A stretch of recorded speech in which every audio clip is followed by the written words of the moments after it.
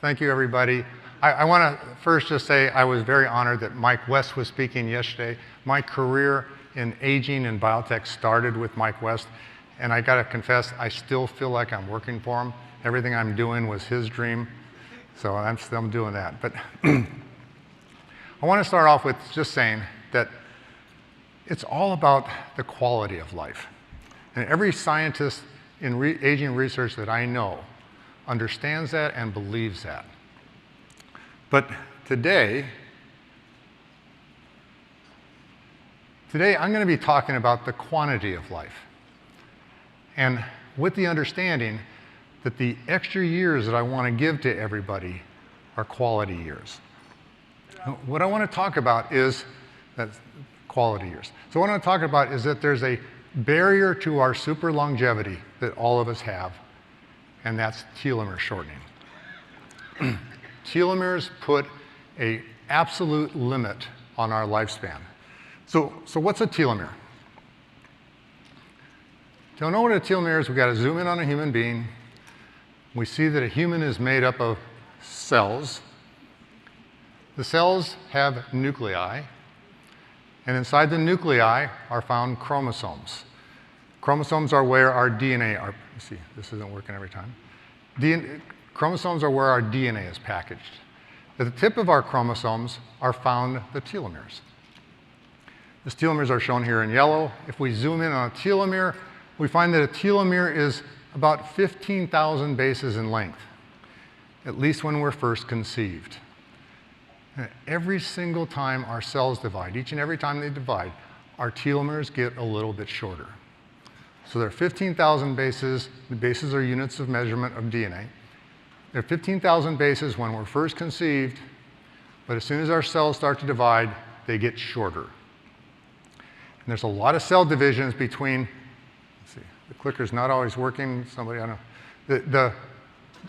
There's so much cell division between being a single cell embryo and a newborn baby that by the time you're born, your telomeres have already shortened down to 10,000 bases.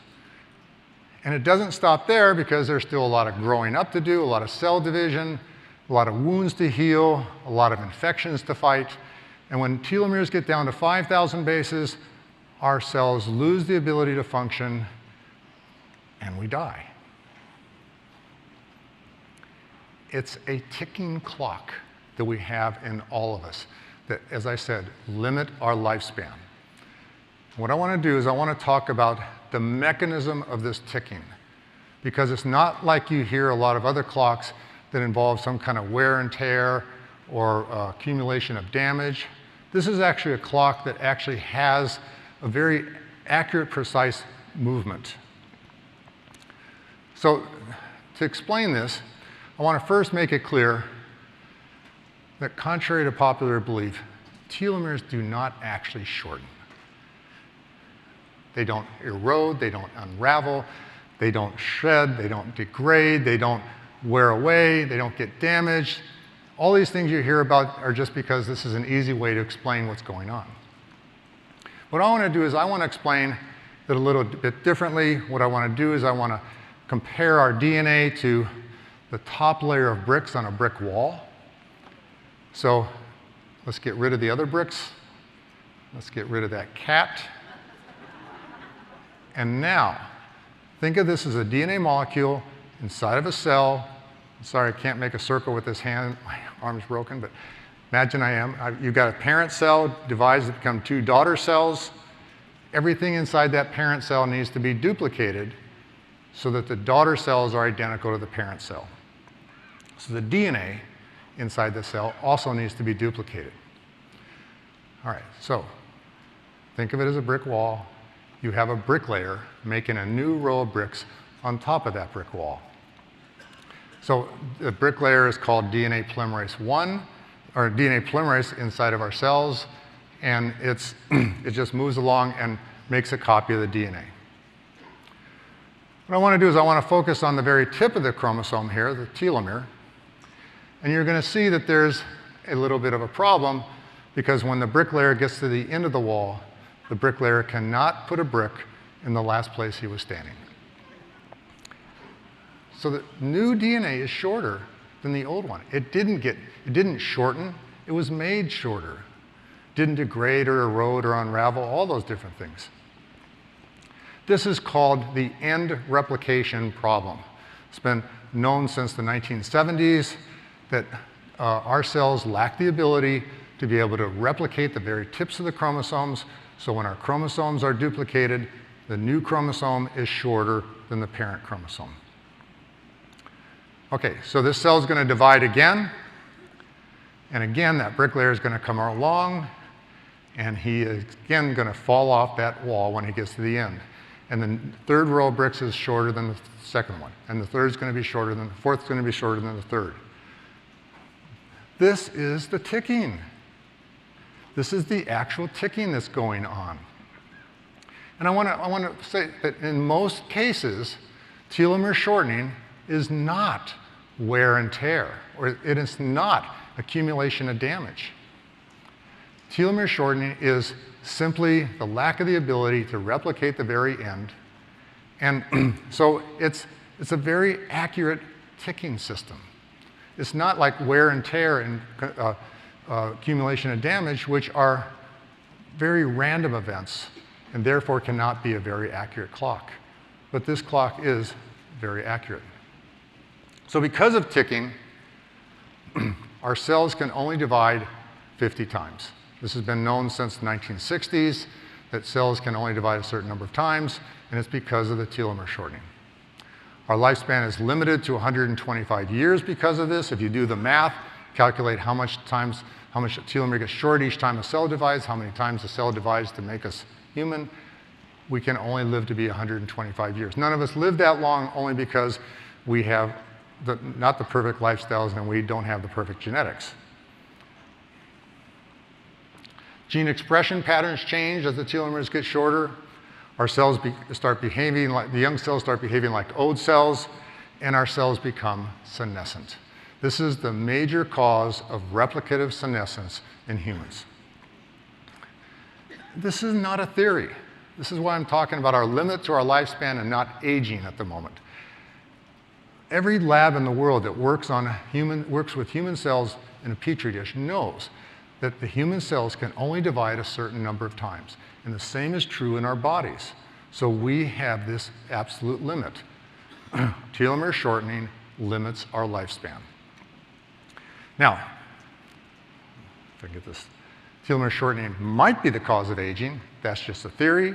I would be very surprised if it wasn't, but we don't know that. We don't have the proof of it yet, and we won't have the proof of it until we actually can figure out a way to completely lengthen all of our telomeres.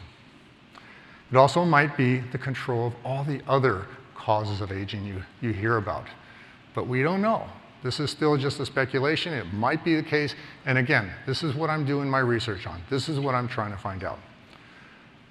Bottom line is, because of this limit, absolute limit to our lifespan, no matter what else we do to control the aging process, nothing else is ever going to work unless we also solve this telomere shortening problem.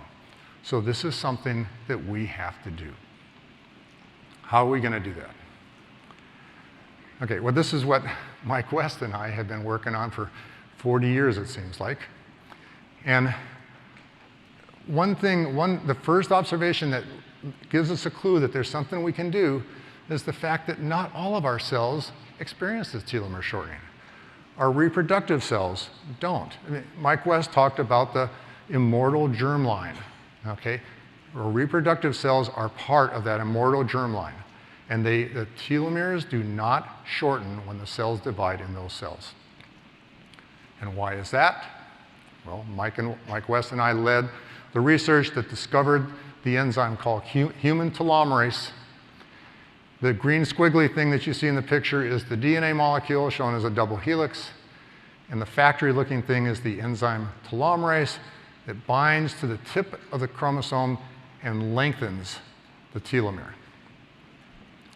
And so this enzyme is actually making it so that our children are born with as long a telomeres as we had when we were born, because without that enzyme, they would be born with much shorter telomeres than we have. we would have been extinct as a species millions of years ago. Okay, so this is true in humans, but it's actually only true in our reproductive cells. It's not true in all the other cells of our body. I'm going to get to that in a minute. Now, this is also true for dogs, cats, horses, sheep, pig, deer, and some other primates. Not lemurs, but it's true for marmosets. It works for marmosets. Okay, now this isn't true for rodents and other kinds of animals. They have telomeres in all of their cells, and they don't experience telomere shortening, at least to the level that humans do. Okay, so why is it that we shut off, why our other cells don't produce telomerase? And it's because of gene regulation. This is a picture of the telomerase gene on a chromosome. It's like every other gene. And next to every gene is a regulatory element. This is like an on-off switch. This is more like a dimmer switch. It turns the lights on and off. And in our reproductive cells, that is on the on position. And so that gene is producing telomerase. And that's why the telomeres don't shorten in our reproductive cells. In all the other cells of our body, there's some protein that binds to that switch and shuts it off. That protein is called a repressor. And why is it there? I could spend an hour talking about that, but I don't have time today. So there's two ways to fix this problem, and we're working on both of them. And one is called telomerase gene induction, and that's where we find a drug that you can swallow or inject. It binds to that repressor, dislodges it, and turns the gene on. So we've been working on that for 20 years. We have several different departments in our company that are all working on this. We design chemicals, we test them, we get tested in a high throughput robotic system. Then we find some drugs, chemicals, let's say small molecule drugs, that will actually turn on the telomerase gene. And then we take those back to those departments, and they analyze those, use the information they learn from those to design even better things, to make more drugs that will be even more potent. And so it goes back and forth, back and forth, back and forth through these departments, always going through our high throughput robots. So far, we've tested 350,000 different chemicals, doing it this way, some by random drugs testing, some by medicinal chemistry. We have found over 900 that will induce the production of telomerase to some level, some detectable level. And then we've been able to group them into 39 families. The most potent that we have found so far produces about 16% as much telomerase as we think we need to actually prevent telomere shortening. And so that's where we're there at. So we're not there yet, but we're still working on this. The other approach is called telomerase gene therapy. Now, this is a human cell, and that's the gene therapy. And I want you to think of them as soap bubbles. And inside the soap bubble, the small soap bubble, the gene therapy one, we put the gene for telomerase. And this gene has been engineered so it's a little bit stronger than the natural gene. Okay, now we all know that when soap bubbles fuse, they come together, they fuse, and the contents of one go into the other. And so that gene now is inside the human cell because of the gene therapy, and it then produces telomerase. And because it's engineered to be very strong, it produces a lot of telomerase. So this actually is potent enough to actually produce enough telomerase to lengthen our telomeres. And if anybody is really interested in getting this done on themselves really fast, then you absolutely do not want to miss the next talk, which is Liz Parrish, who will be talking about telomerase gene therapy. Now, I want to make it really clear, Sierra Sciences is a research company. We do not market anything. Most people are unaware of the fact that almost every drug on the market was not produced or not invented by the company that sells it. They're invented by other smaller labs like mine, that then when they make these discoveries, they license them to the marketing companies that are specialized at marketing. So our intentions are to, when we build better and better gene therapies, pass them on to BioViva. Okay, so with either the small molecule drugs or with the telomerase gene therapy, or Liz Parrish is going to come along and give you gene therapy to lengthen your telomeres and add that missing brick. So, are we there yet? Somebody else said that yesterday at one of the talks. The answer is no. We're still working on it. What's taking so long? And I've said this before, the answer is funding. And believe me, that's the only reason I'm standing on stage instead of working in the lab doing the research, is because the research, not just mine, but everybody's, Greg Fay's, Liz Parrish's, Aubrey de Grey's, everybody's research is limited by funding. So I'm trying to get people to spread the word, help us find the funding to get the research done. I'm not a businessman, I'm a scientist. I'm not the best person at raising money. I could use help. Okay, so I've said a lot about, I said very little about telomeres today because I only had 20 minutes, but if people want to learn more, I do have a video on my website called Everything About Telomeres. Unfortunately, it's over 2 hours long, but it starts with a table of contents, or table of contents. It can tell you where to go listen to find out each of the subjects and hear in great detail. Everything from how we age, why we age, everything that you can think of, I've covered in this video. So I recommend you go there. You can scroll through this video. Again, it's at my, so-called Everything About Telomeres. It's at my website, sierrasai.com. And one thing I want to say before I end is I would like to support, you heard Joe Bardeen talk about this. I'd like to support BioViva's effort to do the dementia gene therapy studies. So anybody donating or can find other people to donate, please do so. This is important to all of us. My interest is curing my own aging, even if I'm not the one that does it. Okay, I want to see my aging get cured. I also want to support BioViva's effort on best choice medicine. This is going to allow people that are suffering from terminal diseases or diseases that are not worth living to be able to try experimental treatments to save their lives, which are right now not allowed. So I encourage, support that effort too. You'll hear Liz talk about that right after I'm done.